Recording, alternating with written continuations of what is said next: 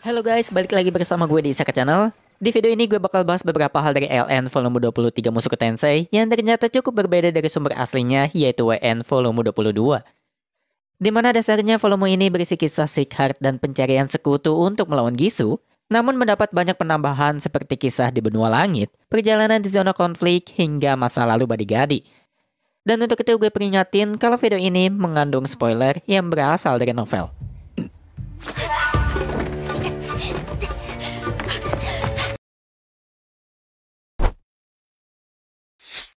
Pada bab pertama yang berjudul Bayi Berambut Hijau, cerita berkutat pada Rudeus yang menghadap Perugius untuk membuktikan bahwa Sickheart bukan reinkarnasi Laples. Namun Perugius tidak langsung mengiyakan seperti di WN, melainkan meminta Rudeus membuktikannya dengan pergi ke sebuah makam yang berada di benua langit. Sehingga pada bab selanjutnya, Rudeus bersama ketiga istrinya dan Sickheart bersiap untuk pergi ke benua langit. Di mana benua langit sendiri sebenarnya terhubung dengan benua tengah dan benua iblis, namun sulit dilewati karena ketinggiannya saja mencapai 200 meter di atas permukaan laut. Sehingga cara termudah adalah menggunakan teleportasi, namun hal tersebut tidak mungkin karena Perugius sedang mengujinya. Di sisi lain, Orsted membekali alat sihir yang mencegah kekurangan oksigen, serta menjelaskan bahwa Sick dapat bertahan di benua langit karena memiliki tubuh yang kuat berkat Laples Factor. Sehingga singkat cerita pun Rudeus pergi ke tepian benua tengah dan harus menciptakan pilar batu untuk naik ke benua langit. Namun karena hanya bisa menciptakan pilar setinggi 50 meter, Rudeus harus terus mengulanginya hingga sampai. Di mana selama perjalanan terjadi hal unik, yaitu Sickheart yang mematahkan jari Rudeus ketika sedang beristirahat.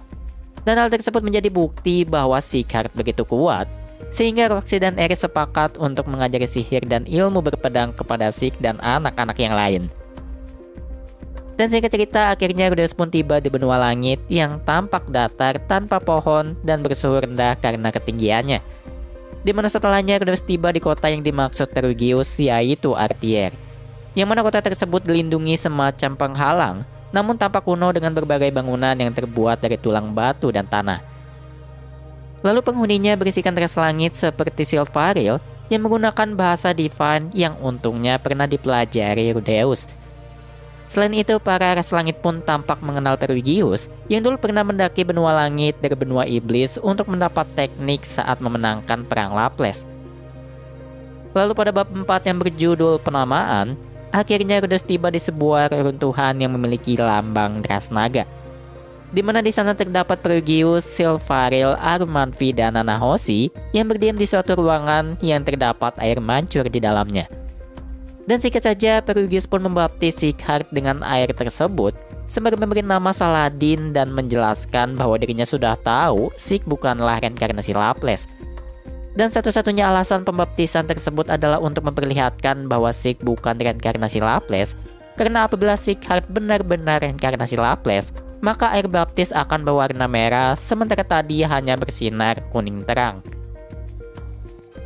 Selesai dengan Sick, selanjutnya bab 5 dan 6 berisi kegagalan Nanahoshi untuk pulang yang tidak jauh berbeda dari WN-nya. Yaitu Nanahoshi yang akhirnya menyerah dan menghentikan waktunya karena merasa telah kalah dari takdirnya untuk menunggu Shinohara Akihito di masa depan. Sehingga Rudeus yang tidak bisa berbuat banyak memilih kembali mencari sekutu untuk mempersiapkan perang melawan Gisu. Dan pada bab 7 yang berjudul Mad Dog kembali ke sarang lamanya, Rudeus dan Eris menuju Tanah Suci Pedang untuk bernegosiasi dengan Dewa Pedang Galvarion atau gurunya Eris. Di mana kala itu Rudeus sampai membawa pedang yang dicari Galvarion bertahun-tahun sebagai alat bernegosiasi untuk menjadi sekutu. Namun begitu tiba, Nina tidak bisa memberitahu di mana ayahnya berada. Sehingga Gino menjelaskan bahwa Galvarion bukanlah Dewa Pedang lagi. Karena setelah kalah duel melawan Gino, Galvarion langsung saja pergi dan menghilang entah kemana. Di mana Gino sendiri tidak bisa membantu Rudeus karena masih harus menyelesaikan masalah mengenai orang-orang yang masih tidak terima dengan kedudukan barunya. Lalu pada bab 8 yang berjudul Dewa Utara dan Para Petualang, Rudeus mencari Kalman 2 dan 3 yang merupakan keturunan dari Kalman 1 atau Dewa Utara pertama. Di mana Kalman sendiri dulunya merupakan rekan Perugius yang akhirnya menikahi Atove. Walau Kalman sendiri hanya manusia, namun Atove adalah iblis abadi sehingga keturunannya akan abadi dan seharusnya masih hidup. Sehingga Orstad menyarankan Rudeus untuk mencari di zona konflik, karena biasanya Dewa Utara mengembara di sana dan menyamar sebagai prajurit.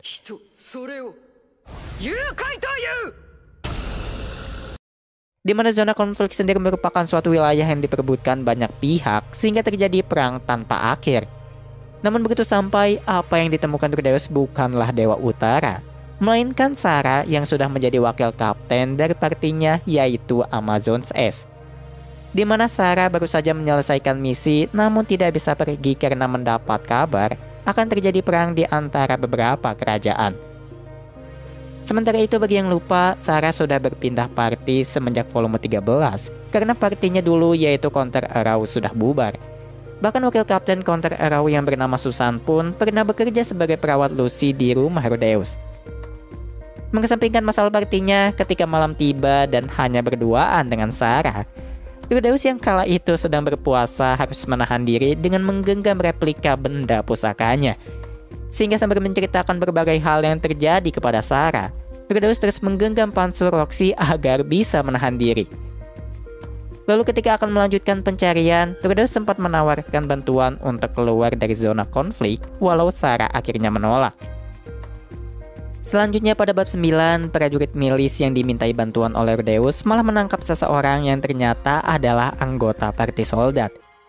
Sehingga dalam reuni tersebut, soldat menceritakan berbagai hal, termasuk mengingat bagaimana Rudeus yang depresi akibat seorang swordman berambut merah, yang mana soldat mengatakan hal tersebut di depan Aerys sehingga Aerys yang emosinya memuncak memilih untuk pergi.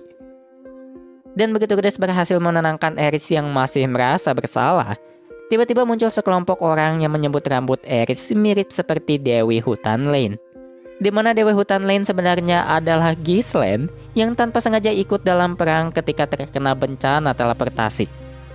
Sehingga karena itu Rudeus dan Aerys memutuskan mencari makam Philip dan Hilda yang sempat dibuat oleh Ghislaine. Dan begitu menemukan makamnya, kala itu Rudeus bercerita bahwa dirinya dan Aerys sudah menikah dan memiliki anak. Dan dengan hal tersebut Rudeus berandai-andai bagaimana jadinya apabila Philip dan Hilda masih hidup. Dimana mungkin saja Philip akan memaksa membantunya mendekati Ariel, sementara Hilda pasti akan sangat menyayangi Ars, karena bagaimanapun juga Hilda kehilangan kedua putranya akibat tradisi Boreas. Selanjutnya Rudeus pun memutuskan untuk memindahkan makam Philip dan Hilda dari zona konflik. Walau sempat ingin memakamkannya di Saria, namun akhirnya Rudeus memilih Asura karena berpikir Philip akan senang apabila dimakamkan di tempat yang tidak asing baginya. Dan singkat cerita, Rudeus menguburkan Philip dan Hilda di sebuah kuburan khusus yang dibangun raja sebelumnya dengan bantuan Luke secara diam-diam. Sehingga Rudeus tidak menuliskan nama Philip dan Hilda di batu nisannya, melainkan memberi ukiran yang bertuliskan, "Disinilah terbaring singa-singa yang ganas."